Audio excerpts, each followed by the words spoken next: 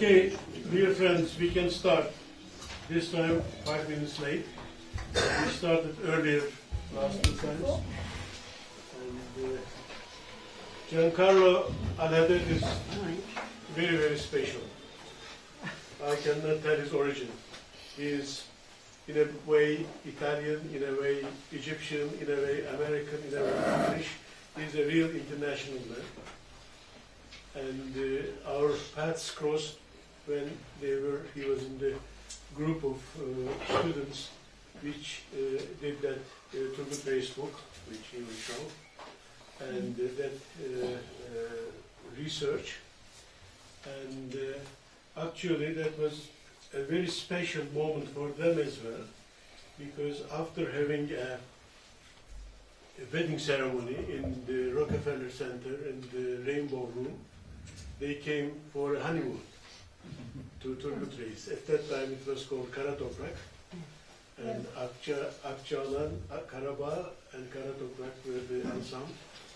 He was one of the most dedicated students that we had.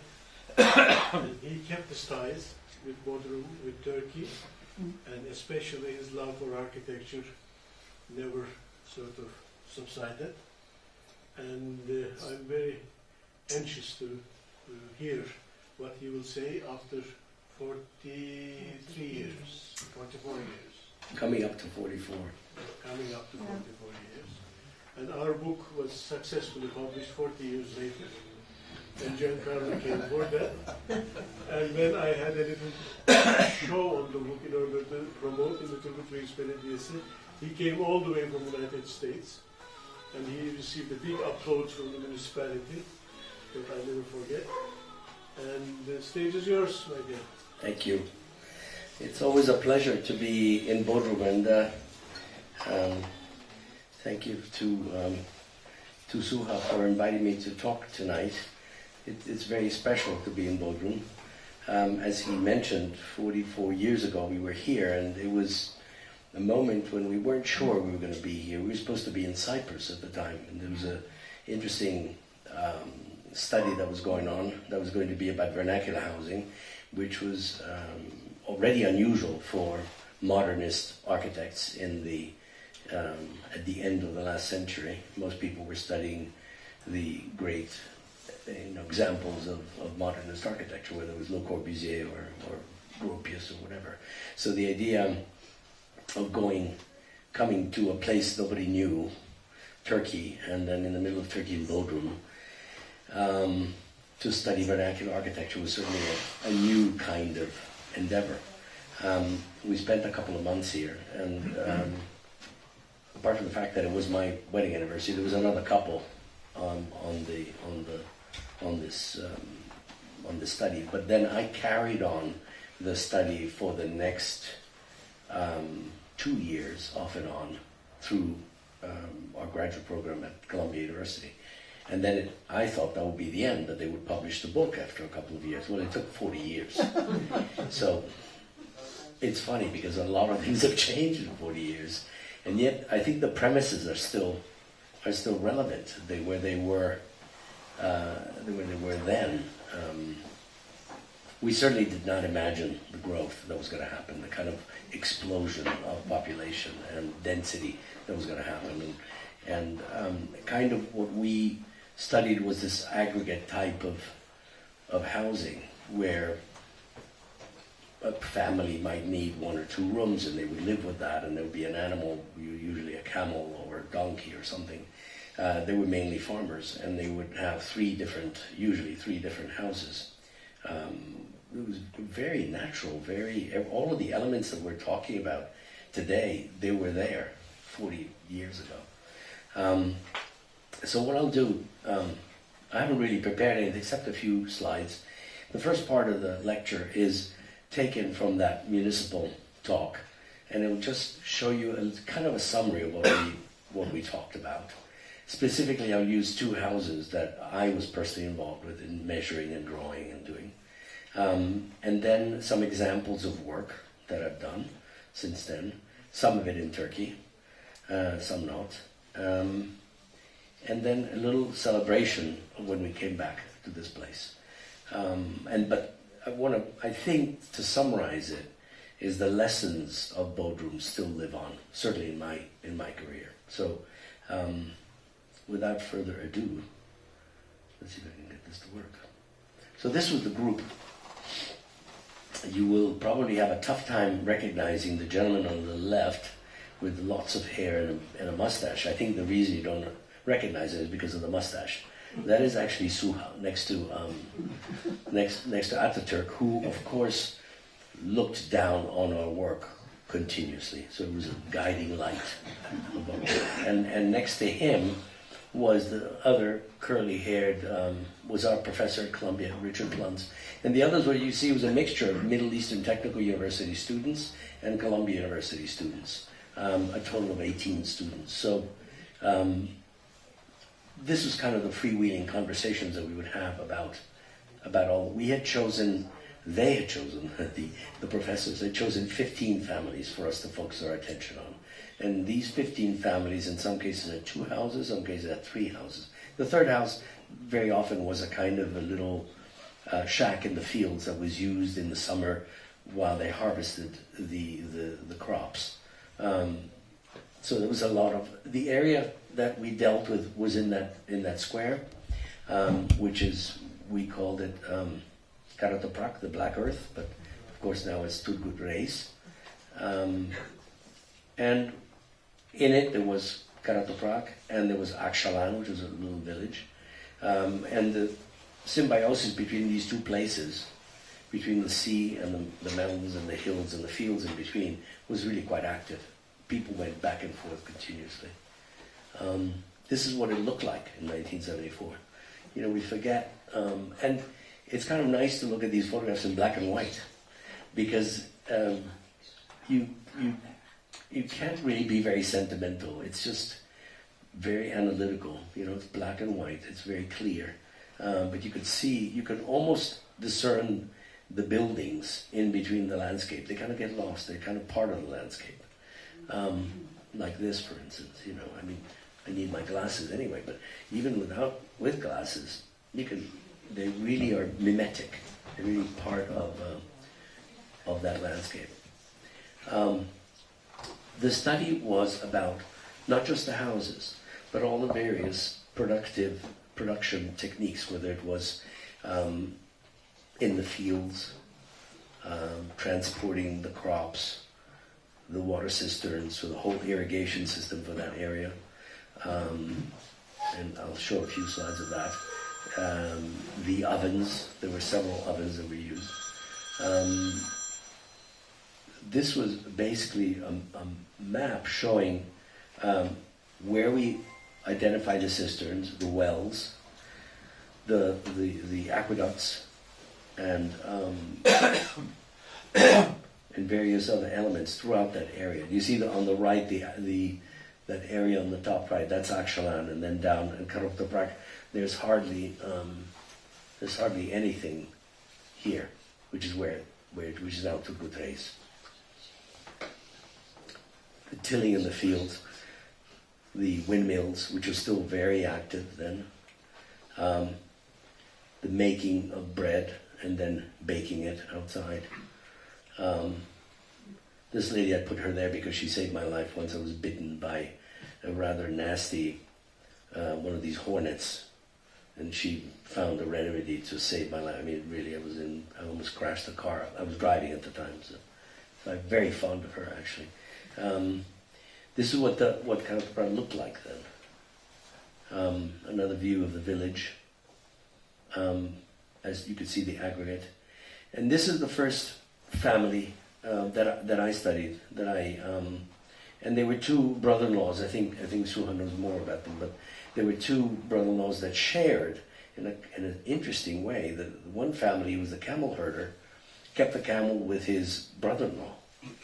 It was like a borrowed kind of parking of the camel, and but they were very close, and so I became quite attached to these people, because first of all, to measure their house and to see them was something that took the better part of a month. I mean, you kept going back every 2 or 3 days, so we got to know them. This is what the house looked like The bottom part is where the camel was, and the two houses kind of talk to each other. You can see in the plan, the one on the right is the one with the photograph that was taken under the chardak to the covered area there on the right, and then that part is much lower. This part here is a lot lower than this terrace here, but the two houses really form an interesting kind of courtyard. And you see the way the section works. Really, I was really quite fond of this house, these two houses.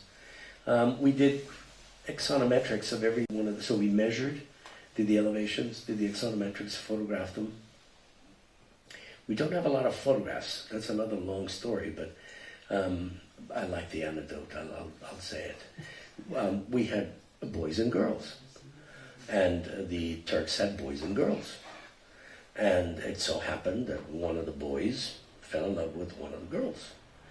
But the girl didn't love the boy. He happened to be the photographer. So what happened was that he basically got rid of all the photographs. Oh. It was a bit of quite a story. So in the end we were left with bits of photographs. It was difficult because we all relied on the photographer. Nobody took photographs because we thought he was going to take the photographs. But anyway, so that things happen. I think it means that you really have to back up data. You know, you can't leave it to one person. There's a view of the house, the two houses with that terrace that's partially covered, and another view of the terrace. This is the other family, the brother-in-law who lived below. She at the loom, and the interior very simple with some wood furniture to cover these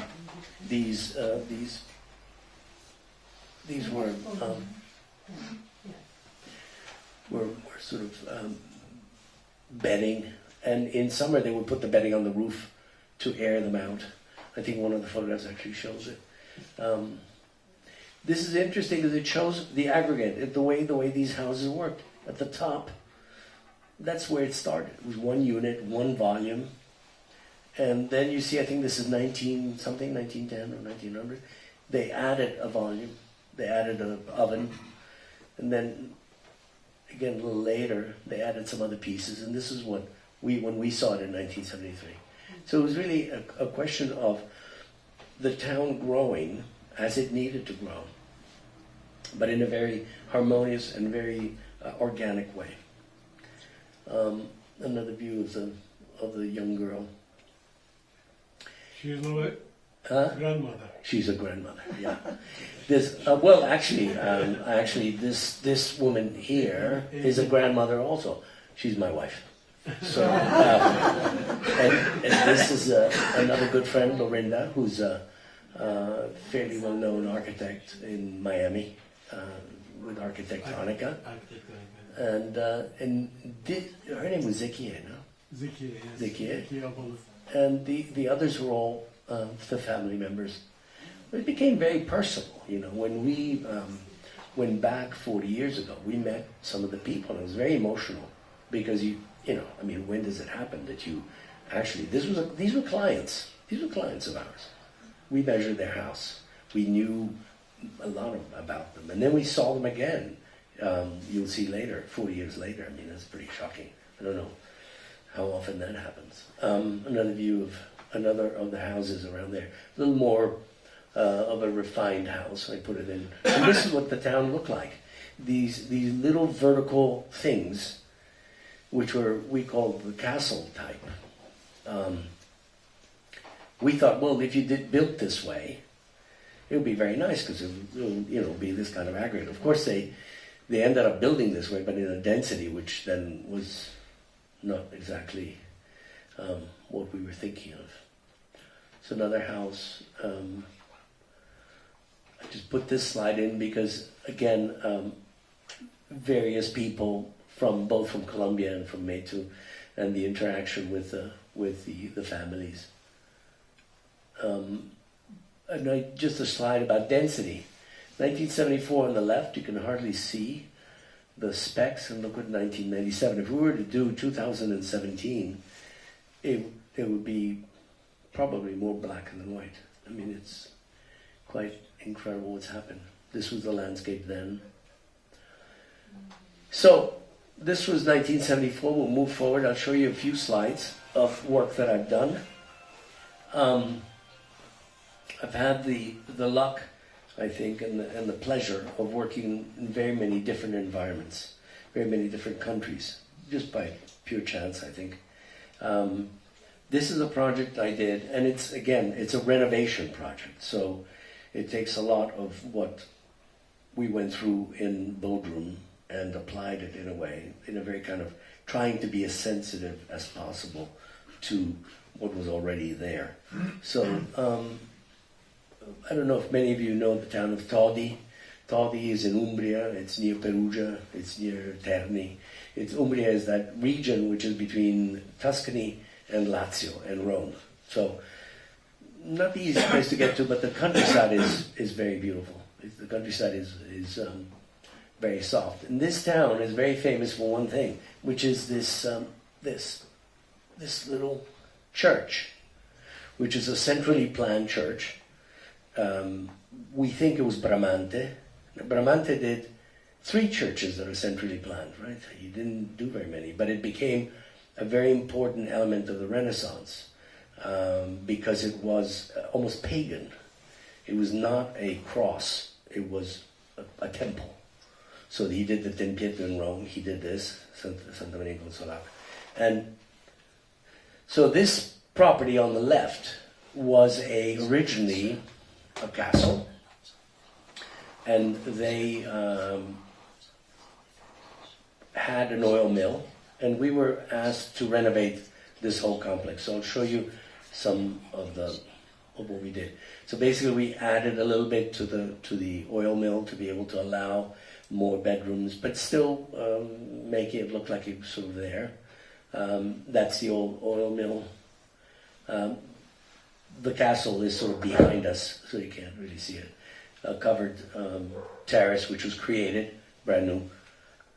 The interior, fairly modern. We changed the way you enter into the house, but that's this was the new entrance that didn't exist. This was another living room upstairs, typical bedroom, a modern bathroom. So it's basically keeping the exterior, changing how you get in it, and changing the furniture. This didn't exist. It looks like it existed, but it didn't exist. It's a wine cellar. This is a project in Japan, and it was to fit a health, what they call a health center, for a Japanese company that wanted their employees to be able to live a better life, and so they go in a sort of a Zen-like teaching method. And their bedrooms and a pool and various other teaching facilities. And it was to fit between 2 buildings, which were a management training and a medical training facility. So we ended up putting this structure in between with some Japanese elements, but also very contemporary. With those are the bedrooms, the interior, a pool for exercise, a Japanese bath, ofuro. I'll just say that this project came about because I lived in Japan, and at some point one of these clients came back to me and said, I'd like to do this, and so we started doing it. This is sort of the way it always happened. This is a project that was never built, but in Aydin for a hotel. We called it The Edge. It was at a crossroad of a major intersection in Aydin. Interesting sort of new build. This is a project that was realized in Istanbul. Acacia is a major shopping center and housing development on the Anatolian side. I don't know if you're familiar with it. It's near where Emar has just built another shopping center. But in a kind of a give and take with the town, they said, we'll let you build some of this, but we're going to do a central park, they called it, in front of this housing and shopping center development, and you give that back to the community. So we have landscape architect people in our group, and we designed this park, which had various areas for various activities, such as up there on the top left, it's kind of a theater, or it's just strolling about. There's a lot of water in the park. The color is a little not quite so, but I think people like it a lot. Move the earth a little bit. This gentleman seems to like it a lot. He took off his shoes. So. A lot of grasses. Fairly natural looking space. You see the tower in the background. This is what this. And then in that amphitheater, there's a situation where you can have fairly large groups of people, either outdoor films or actually concerts. About the same time, a year later, we were asked by somebody we were working with in Russia, actually, if we would do something they called the Constitution Garden, which was commemorating the 50 years of the establishment of the Kuwaiti Constitution. Quite unusual. They wanted a park. It was going to be 50 years, and it was important to them to do that. It's very difficult to do a park in Kuwait. Is very difficult. One of the things I never knew was that any trees that we brought in could not have soil on the roots. Did you know this? Because of the whole Islamic thing, wasn't aware. For instance, some of the olive trees that we brought from Spain had to be completely cleaned of soil, and then they were planted here. Palm trees, of course, came from Islamic countries, so it was not a problem. But I never knew that. It means, But and then we had these photographs were taken about 2 years after it was done, so the plants started growing. Because for the first year we had a lot of olive trees that died, a lot of plants that were really in terrible shape, and even when the garden was inaugurated, gardens need time to grow. Those are the two slabs that symbolize the elements of the Constitution. The idea here was really the palm trees that came out of the water. So at night, when you look at them, the water, it looks like there's no difference between the palm tree edge and the water. As you can see, it's right next to the central business district with these major towers. Again, fairly geometric, but fairly clean. Sort of. Oh, what am I doing? What do I do? Evet? What do you say, evet? Evet or hayır? Hayır. I always say yes to everything, obviously. Gincarlo, Oh. can you tell us the date of the project? Oh yes. Yeah, I did that on purpose not to tell you, but this is about 4 years ago. Now this won't go forward. Forward. It doesn't go forward, I don't know why. You should then say yes. I should have said yes, yeah. Okay. It's working. Does it? You made it work. Okay. That's because I touched the mouse.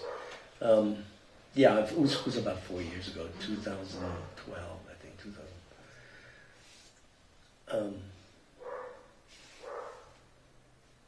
I like this project. This is finished 2 years ago. This is for, again, the same Japanese company building a corporate headquarters in Switzerland. So there you go. Japanese international company involved in health, building a corporate headquarters, world corporate headquarters by an Italian/American architect in Switzerland. Now there's any number of things there that can go wrong. A lot went wrong. Working with the Swiss was not easy. I think any of you who worked with the Swiss, they have their way and that's it. I found out that if I said something was from Germany, it was fine. If I said it was from Italy, no good. It was not going to be good. So Germany, we just went through German or Swiss products, and that worked. Windows, glass assembly, or toilets. It was Geberit, these kinds of things, and that worked. The building is clad in concrete that looks like stone. Very nice Oka-Lux windows, which have 2 layers of glass and wood in between, wood louver in between. Quite sort of fancy product. It's not a green LEED building, but it's close. We couldn't go through all of the different requirements to turn it into a LEED building, but it's a very sustainable building with very low energy. One of the big things was that we made it so that you can open the windows, which was a big fight, because the engineers usually don't want you to open windows because it throws off the whole system. We argued that it would be like your house. If you're cold, you close the window. If you're hot, you open the window. We have one problem is on that side, on the far left, we have a major highway between Lausanne and Geneva, and the traffic can go up to 80 decibels. So if you have 80 decibels, if you're talking like this, people won't hear you. So we devised a noise entrapment system whereby you can open a louver, but the sound from outside gets bounced into a sort of a noise dampening situation, and you can get the air but not the noise.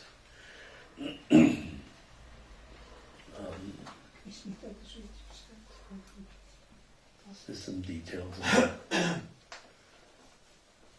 little Japanese detail there. Somebody's a little bit washed out. Again, the landscaping is a bit similar to the other one with grasses and things. There's a few shots of the inside. A fairly monumental stair. We use green carpeting to make it feel like we're outside rather than inside. Open space. Those are acoustic baffles, which you need. The ceiling it's a courtyard building, and the roof of the courtyard is frit glass with a pattern, and on top of below that, sorry, there are also these retractable curtains. So when the sun comes in, those curtains come down and cut a lot of the light. Otherwise, you'd roast in there. A Japanese almost tatami room for tea ceremony. They have a regular Buddhist teacher that comes from Japan once or twice a year, and then has courses for people in various things. The tea ceremony is one. This is already now coming back to Bodrum. This was started in 2000 and it was finished in 2005. One of the reasons I'm here is to continue the project on towards the water side. So it's a project that never ends. When I came here, it was a competition which I won, an invited competition which I won, for 4 clients from Istanbul, 4 friends. And I thought I had 4 clients. I soon found out that I had 8 clients. And then I found out that I didn't just have 8 clients, because they all had partners in addition to wives. So I really ended up having something like 12. There was supposed to be, design us 2 houses, we'll flip them, replicate them, and we'll build 14 houses. Then it said, no, but it's not much work, just flip one, just change it. Then somebody said, I really don't like orthogonal houses, make it round. Well, moral of the story is I ended up designing 11 houses, all different, because they all had different requirements, That's house number 10 up there, and this is house number 3. This is from the water, what it looks like. Now, the thing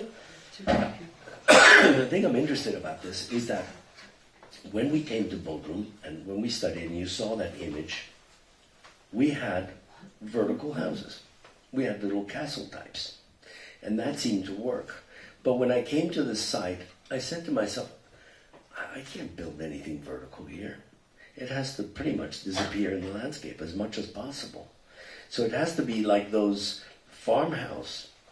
houses we studied, which were really horizontal and low, and see if we can make them fit and then put some stuff underground, because these people wanted a huge amount of program. They wanted a lot of space on underground for guest rooms and all these things. I mean, the houses are, the footprint I think is 250 square meters on 2 floors and then 400 on the lower floor. So how do you do that without, you know, making people feel like they're rabbits? These photographs were taken soon after it was done. I went there today, and it's a jungle. It is, the buildings are completely disappearing in the landscape. The trees have grown so much that we actually are sending someone from the office on Monday, Tuesday next week to oversee the cutting, the pruning of all the trees, so that you can, if you let it go, it'll just. And by the way, the first thing I did on this site, when I analyzed it, I brought a landscape architect from Italy, a friend, and we identified every tree that we wanted saved. There are pepper trees, there are trees that are almost impossible to move. We moved them and hope for the best, and a lot of them were saved. The olive trees, of course, are no problem to move, and we moved them. But pepper trees, and there's another tree from this area we call a lentisco. I don't know what you call it here, but it's a tree that has a very, very slow growth and has a little prickly leaf. Very difficult to move, but we managed to move them. This is one of the houses that I preferred, with these infinity pools and living outdoors about. They look very different now because the trees have grown so much. This is one of the different types.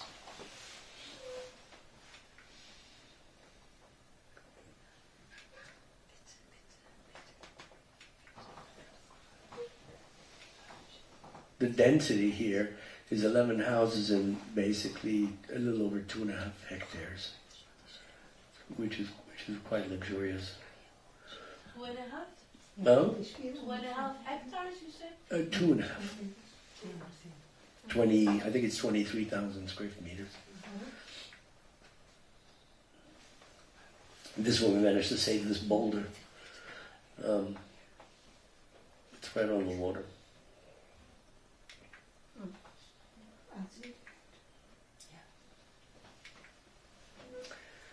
And then we come to this. This is 2016, I think. 3 years ago, 2.5 years ago. And this book was published, and I just show some photographs that I'm quite fond of what that meant. This is our group. Just a few people came, but was enough to create a bit of a buzz. I like this photograph. This is the other married couple. The reason I like it is because I photographed it the wrong way, and so it had this kind of blue film, and it looks like it's an old photograph, but in fact it was that's when it was. We're standing on the rooftop of the pension that we stayed in, where they had finished the room a week before we moved in. Correct? And this is, we were talking to some of the people that knew people in the houses, and they were all looking at the book, and we were showing slides on the computer to them, and then we went and visited one of the houses. It's still there, and quite with the chardak in front, and they're still living in the same way. The same. I like this one because it's a house in Gümüşlük, and there's the possibility is that you could still replicate that.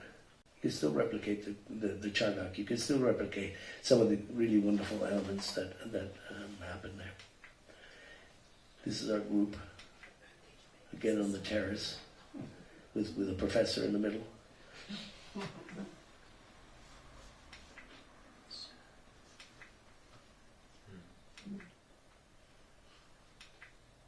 We all got to sign the book.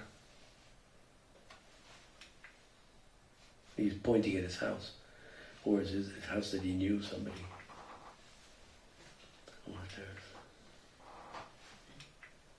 And this is the best portrait.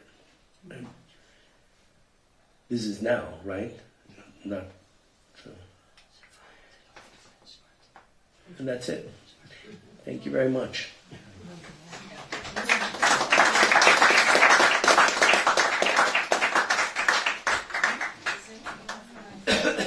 Any questions?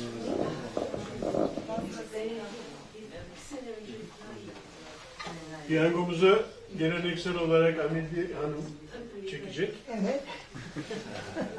Burada.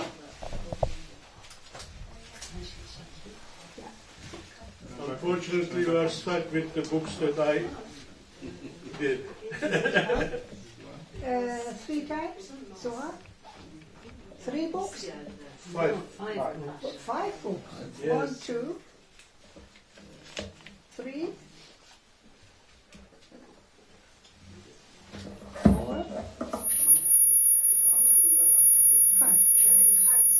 Okay. Teşekkür ederim. Ben teşekkür ederim.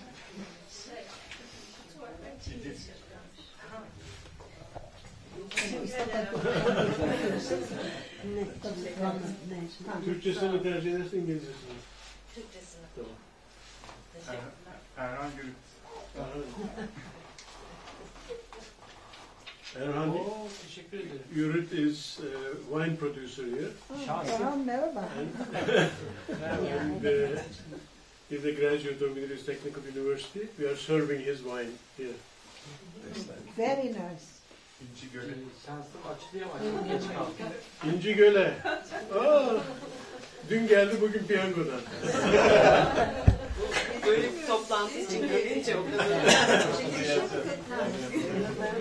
Ben söylemedim siz kazandınız. Nur Hanım, Nur Göktepe.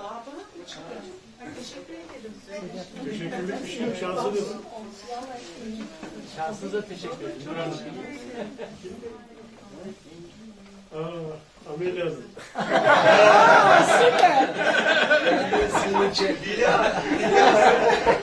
Vallahi biz bir şey yapmadık.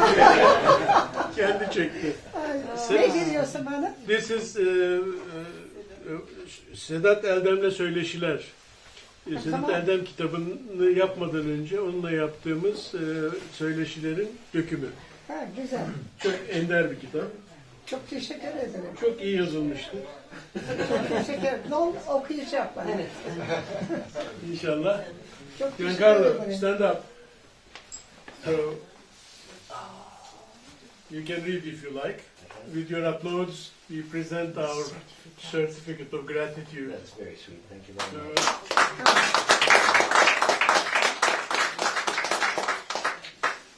Pleasure.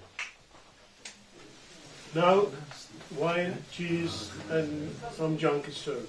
I'm eager to try the wine. I'm eager to try the wine. Very good. Yes, So what's the news?